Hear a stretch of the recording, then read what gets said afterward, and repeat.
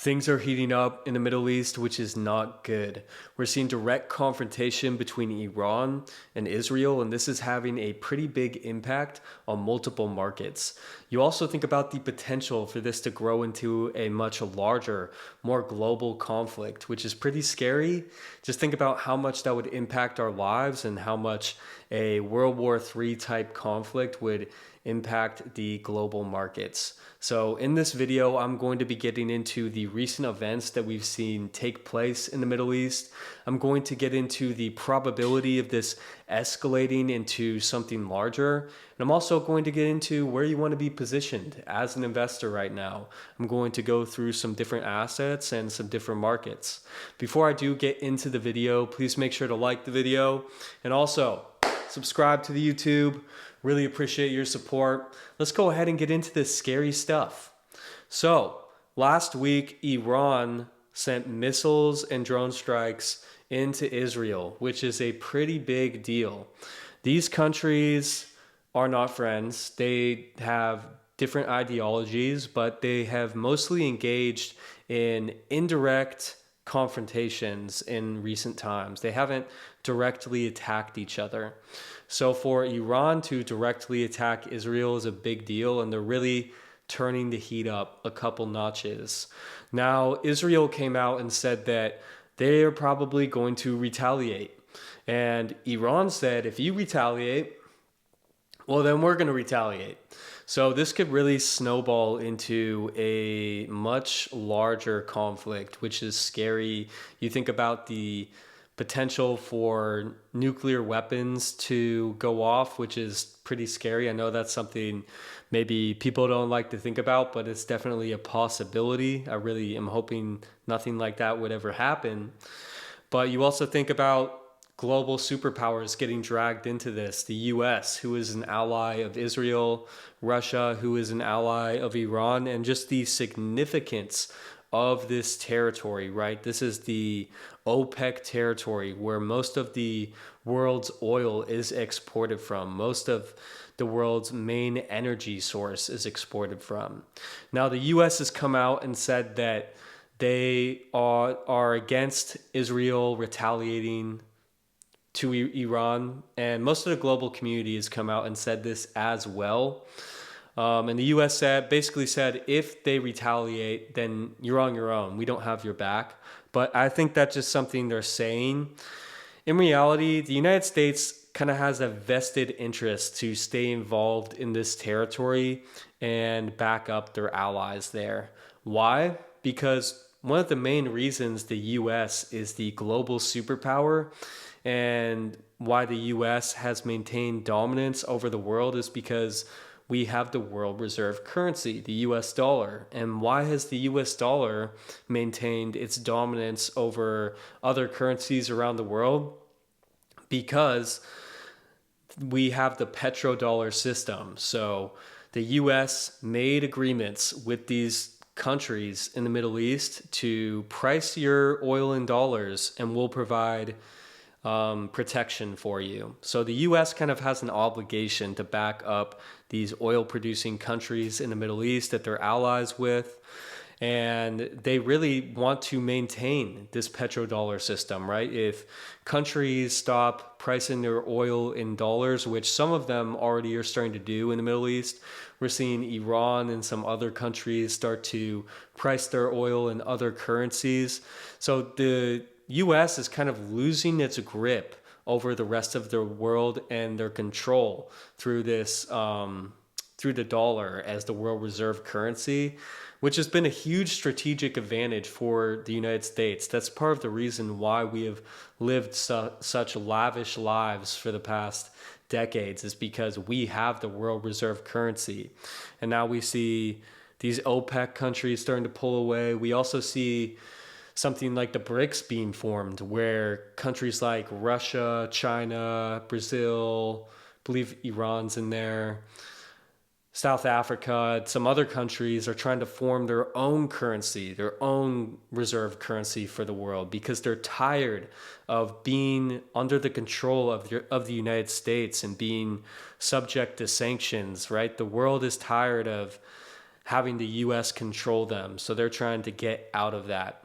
So we'll see how this escalates, but I think the US definitely has a vested interest to maintain this petrodollar system and maintain control in the Middle East, where most of the world's oil is exported from. Now, how is this impacting different assets? Obviously, the price of oil is somewhat rising. We've seen over the past 3 months, if we look at this chart, that crude oil has gone up quite a bit. Over the past week or so, it's actually fallen, though, with the stock market. So something interesting there. You'd think if we do go into a World War III type scenario, we're going to see a lot of demand for oil. It is already the most valuable commodity, but if we go into a huge global conflict, we're going to see a lot of demand for oil. So you can count on the price of oil ticking up. And that's going to have repercussions for other assets and other markets, right? You think about the U.S. stock market and businesses in the U.S. If we see the price of oil shoot up 50 points, then that's going to make doing business a lot harder, right? You're going to have much higher costs of energy costs for your business. You also look at something like gold. We've seen gold really tick up over the past couple of months. If we look at the gold chart, we can see that gold has really gone on quite the rally over the past 3 months. And gold typically doesn't move like this. I definitely think this has a lot to do with these conflicts going on in the world, especially this conflict in the Middle East. In times of uncertainty, nation states turn to an asset that has certainty, an asset that has had value for thousands of years and continues to maintain its value, which is gold. So we're seeing record central bank buying of gold. And another reason that these nation states are buying gold is, like I mentioned a couple minutes ago, they're tired of being under control of the US dollar. They're tired of holding treasuries and other countries' treasuries as the reserve assets, which is really just paper, right? And when we go through these times of geopolitical conflict, that paper can either shoot up in value or shoot down in value. They want something that is sturdy and a neutral asset that has globally recognized value. So we're seeing a lot of countries start to stack up on gold and ditch the treasuries, right? Ditch the debt of other countries. They want a more solid and reliable asset, especially since it seems like we're going through this restructuring period where you never know what's going to happen with different countries, who's going to rise up, who's going to fall. And if we switch, it looks like we're probably going to shift away from the dollar as the global reserve currency into a new system. Now, a lot of these countries think we're going to go back to a gold standard type of system, or, I think BRICS is looking to back their currency with gold.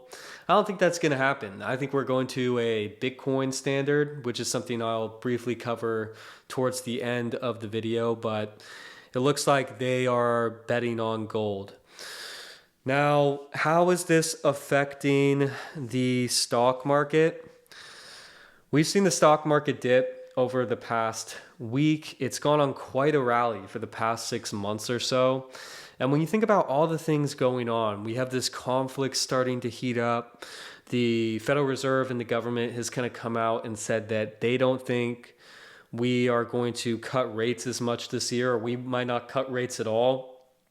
And then you also just look at what's going on in the economy. We're seeing more layoffs every day. We're seeing more bankruptcies every day. The signs are there that the economy is weakening. And you also think about, if the US has to fund a war, they're going to have to spend a lot of money. And I don't think they're going to fund it through taxes. I think that they're going to fund it through the Federal Reserve, creating more currency units and buying that debt from the Treasury. So I think the stock market is not a very safe place to be right now. We're at near an all-time high, and you have all these variables going on, these negative catalysts. And I definitely think we could see this stock market take a bit of a tumble throughout the rest of this year. And we'll just have to see what happens. But like I said, if we see this thing escalate, typically stock markets don't do too well in times of war, in times of uncertainty. And like I said, the US is going to, need to basically fund this war. And to do that, they're going to have to spend a lot of money, which is going to lead to increased deficits, which is going to lead to lots of inflation. And think about the United States infrastructure, our financial infrastructure, the banking system. If we get a lot of inflation and these treasuries on the bank's balance sheets get significantly devalued, we could see the banking system start to fall apart. So really, I just don't think the stock market is the best place to be. And if we do see the banking system start to fall apart, I think that's a pretty good advertisement for Bitcoin, a currency where you don't need a bank. You can be your own bank. It doesn't have that counterparty risk. It's not built on top of the fiat foundation. So it's a lot safer of a place. Let's get into Bitcoin. So I think Bitcoin is the best place to be when we think about where you want to be positioned in a time of war. Bitcoin is a neutral asset. It's not tied to any particular nation. It's globally recognized to have value like gold. So, if you're in a war zone or you're in a place and you need to leave due to war, well, you can't really take your physical assets with you that easily, right? You can't take your house with you. You can't take your livestock with you. You can try. It's going to make it a lot harder. You can't take, some of those physical possessions. You can try to take your gold, but there's a high chance that that gold is going to be confiscated either by your government or maybe a nation who's attacking you. So Bitcoin provides you a lot of versatility, right? You can stick your value onto a cold wallet, or you can remember 12 words and you can access that Bitcoin from a different place. So from an individual standpoint, I think Bitcoin is a great asset to have during war times, right? If I need to flee, if I need to get up from this apartment right now and I need to go to a different place, I can't take my stocks with me. I can't take my desk with me. I can't take all this stuff with me. I can stick my Bitcoin on a device that big and take it with me. So I think Bitcoin is the place to be. And I think nation states, I'm thinking that they are probably coming up with their Bitcoin strategy as well. As I mentioned earlier, we're seeing nation states start to load up. They've really loaded up on gold over the past couple years, and they're continuing to do so. I definitely think we'll see some nation states start to load up on more Bitcoin, and the more the Bitcoin price goes higher, the more incentivized other nation states are going to be to hold Bitcoin as well. So I really think in a time of geopolitical conflict and uncertainty, you don't want assets that are tied to any one country in particular. You want assets that are globally recognized to have value, and you want assets that are portable, right? That are easy to move if you need to flee.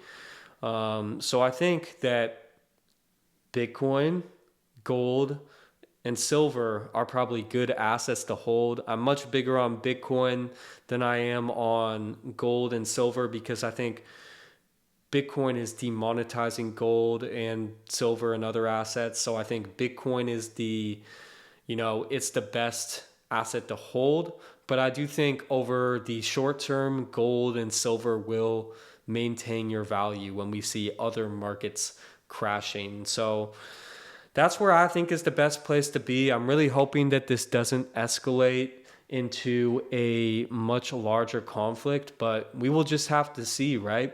And last thing I want to mention is I know this is something that we may not want to believe, but If you're the United States and you're starting to lose your grip over the world with the reserve currency, right? You're seeing other nations pull away. You're seeing other nations hesitant to buy treasuries from the United States. And you can see, the dollars inflating away. You can feel that you're losing control of the petrodollar system. Well, I think the US is somewhat incentivized to go to war. Now, why is that? Because this system is on its way towards failure anyway. And the US kind of needs to reset the game. And what better way to reset the game to clear your debts than to go to war, right? You can overspend to fund the war and steal the value from your people to fund it. And then so the currency inflates away as you overspend to fund the war, which leads to currency failure. But then if you come out victorious on the other side of the conflict, you can introduce a new system and you can basically force the world to accept that the debts are cleared for the United States. And we'd have, it's just a strategy I would think about. I feel like they kind of have to do something in order to maintain dominance over the world, because we've really lost a lot of our firepower. We don't produce as much here at home anymore, and if we lose the reserve currency, we're losing a lot of our global positioning. So it would be interesting to see if people would accept a dollar 2.0, maybe a CBDC like system if we did go to war. I don't think it's going to matter because I think we're all slowly gravitating towards a Bitcoin standard. But I could definitely see why the United States would be incentivized to go to war in order to somewhat reset the game and introduce a new dollar system, a digital dollar system. Let the old infrastructure collapse and introduce a new infrastructure for the future. So just something to think about. Really hoping this doesn't escalate into a World War III type conflict. That would suck. I don't want to go to war. I want to, go on vacation. I want to have fun. That's what I'm about. So that wraps it up for this video. If you're interested in gaining exposure to Bitcoin, which I don't think is a bad idea, if you haven't yet, check out my Swan Bitcoin link in the description. You can get $10 off your first Bitcoin purchase when you use it today. If you didn't like the video, please make sure to do it now. Make sure to subscribe. Again, I really appreciate your support and definitely looking to pump out a lot more videos this year. So if you are a returning viewer, thank you for sticking with me. Thanks for watching. I'll be back soon.